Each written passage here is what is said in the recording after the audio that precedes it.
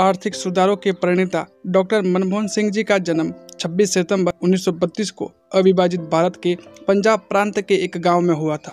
मनमोहन सिंह जी के 9 भाई थे। डॉक्टर मनमोहन सिंह ने 1948 में पंजाब विश्वविद्यालय से अपनी मैट्रिकुलेशन की परीक्षा उत्तीर्ण की।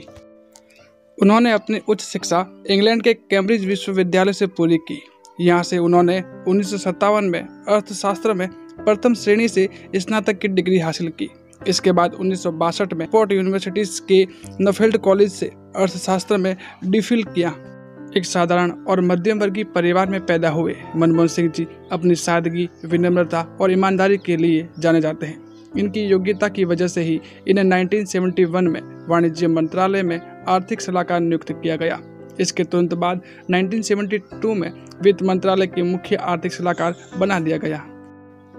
डॉक्टर मनमोहन सिंह ने देश के अनेक महत्वपूर्ण सरकारी ओहदों को संभाला। वे वित्त सचिव, योजना आयोग के उपाध्यक्ष, भारतीय रिजर्व बैंक के गवर्नर, प्रधानमंत्री के सलाहकार और विश्वविद्यालय अनुदान आयोग के अध्यक्ष के रूप में भी काम कर चुके हैं। 1991 से 96 तक पीवी नरसिम्हा राव की सरकार में वे वित्त मंत्री भी रहे। इन्हें भारत के आर्थिक सुधारों के प्रणेता माना जाता है। सार्वजनिक जीवन में डॉक्टर मनमोहन सिंह को बहुत से पुरस्कारों और सम्मानों से नवाजा गया। इनमें 97 में पद्म विभूषण, 1995 में इंडियन साइंस कांग्रेस का जवाहरलाल नेहरू पुरस्कार, 1993 में और 1994 में Asia money award for finance minister of the year आदि पुरस्कार से सम्मानित किया गया। सोनिया गांधी के तथाकथित त्याग के बाद जब डॉक्टर मनमोहन सिंह जी ने प्रधानमंत्री की कुर्सी संभाली तो उन्हें विपक्ष ने कठपुतली कहकर अपनी आलोचनाओं का शिकार बनाया। लेकिन पद पर 5 वर्ष पूर्ण करने के बाद डॉक्टर मनमोहन सिंह ने इन आलोचनाओं को गलत साबित कर दिया।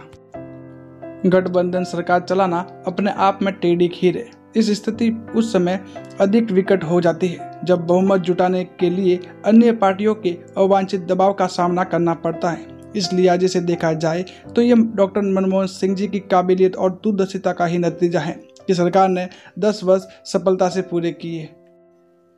इन 10 वर्षों में कांग्रेस की अगुवाई में बनी सरकार ने जहां एक तरफ बढ़ती महंगाई, परमाणु करार पर वामपंथियों से टकराव और मुंबई आतंकी हमलों ने किया परेशान, वहीं दूसरी ओर आर्थिक विकास का औसत 8.6% होना, परमाणु करार का अंतिम स्थिति तक पहुंचाना और राष्ट्रीय रोजगार ग्रामीण गारंटी योजना को पूरे देश में लागू होना उनकी एक बड़ी सफलता दर्शाता है।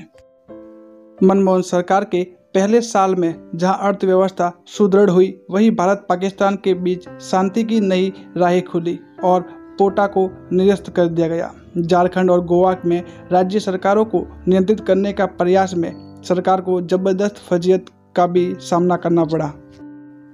इस तरह दूसरे वर्ष में सरकार ने आरटीआई और नरेगा का गठन किया, लेकिन उच्च शिक्षा संस्थानों और अन्य पिछड़े वर्गों को आरक्षण को लेकर जबरदस्त विरोध का सामना भी करना पड़ा।